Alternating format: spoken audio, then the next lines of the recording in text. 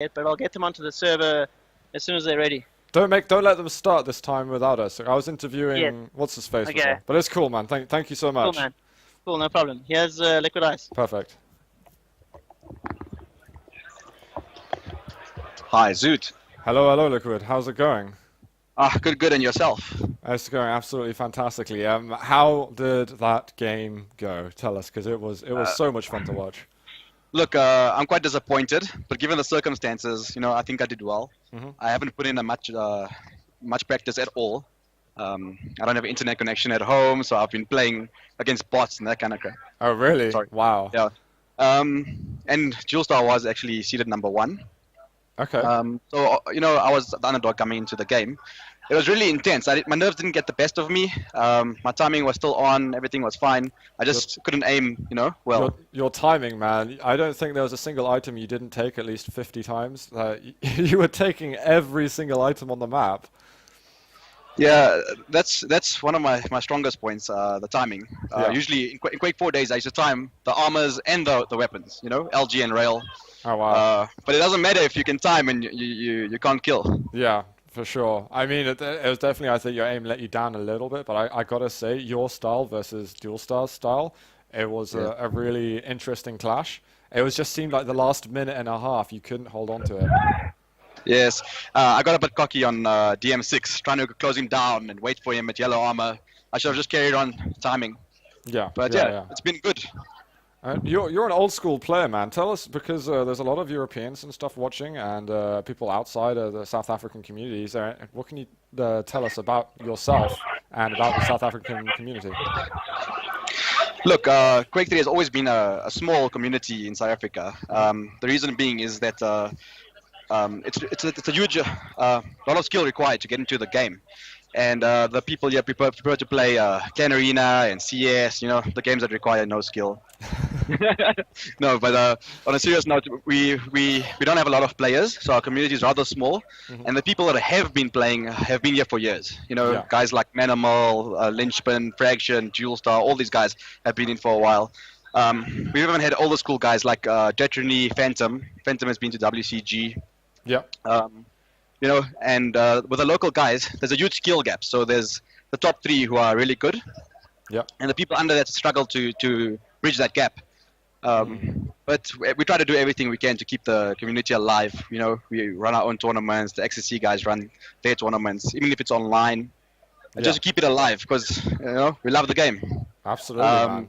And I think for the small community we have a lot of guys that actually follow the news on ESR and actually watch the Faceit Cups and that kind of thing. Cool.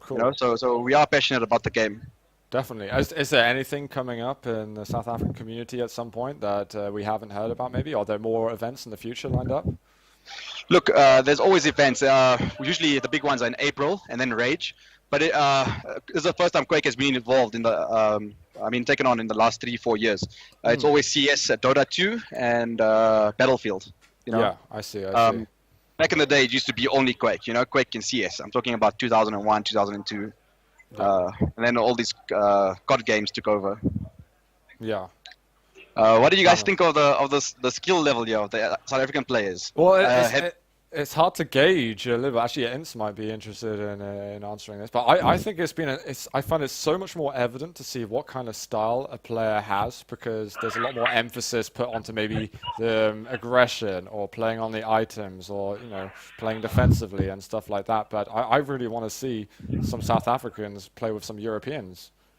I think that would be sick. Yeah, it's really sad. We don't really have an opportunity to do that. But now and then, a big player comes down. Sparty came down, Vitality came down, Garpy. I don't know if you know Garpy. Garpy, yeah. UK guy. Yeah. We used to follow him in his Half-Life deathmatch games. Oh, no. Oh, he's amazing there. Yeah. But I think you should get a show match later tonight with better players. I think Phantom and all of them should play. It's either tonight or we're going to be organizing it for online in a week. Are they both from Johannesburg or? Yes, they're both from Johannesburg. They're both here, and they're both playing. Actually, the top 3 guys are all playing different games. Yeah. Yeah. Well, I'm sure we're going to get them at some point. Do you think that I've already asked? Who did I ask? I think I might have asked Theosis already. But what do you think of the possibilities of getting someone maybe to, if not this DreamHack, then another international event? Look, sponsor-wise, I think it's going to be very difficult. I think with DGL, there's a slight chance they could send someone to DreamHack. It won't be this year. It'll be maybe next year sometime. But if anybody would go, it would be Phantom, you know, when he does It'd be practice. Phantom. Yeah. Okay, Detroni wouldn't give it a shot, or... Look, I think it's between them two, hey? It's between Detroni and Phantom. Make a I think qualifier. Phantom, yeah. I think if they had a qualifier, it would be them two in the final. Okay. Yeah, but I think Detroni has already been overseas quite a lot of times for CS, and Phantom has been, you know, every year taking the Quake comps, wherever the Quake comps will run. He's been playing international comps quite a lot. He's played at ESWC, at WCG, and all those kind of places. Yeah.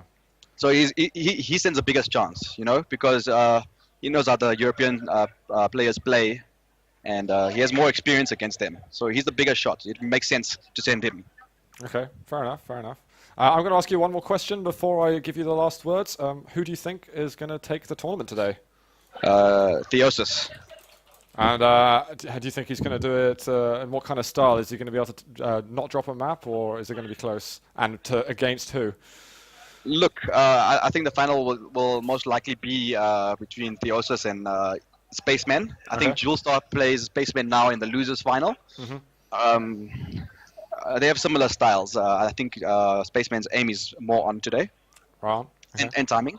But I think Theo will definitely take Toxicity if it doesn't get eliminated. Okay. His weaker maps are the older maps. If you look at DM6, ZTN, and that kind of stuff. So any of the new maps, I don't think he'll drop. But if it's any of the old maps, that's where he'll most likely lose. I see. Against Spaceman. His aim is on. His timing is on. He's on form. He's practiced a lot. So I think he deserves it. Fair enough. Well, man, I'll let the last words to you before we get ourselves into game.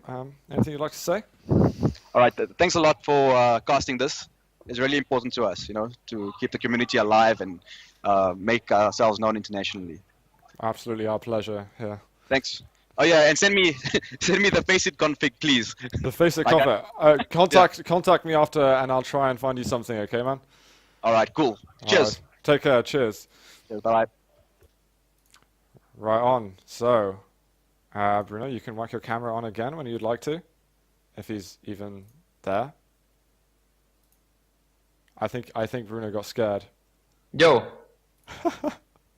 But that was Lickwidice, guys, by the way. We heard from him. We didn't get Spaceman on because he was having a break at the time, but I think they've been getting ready for their matches. You close the interview now? Yeah. Did I come back? Okay. I thought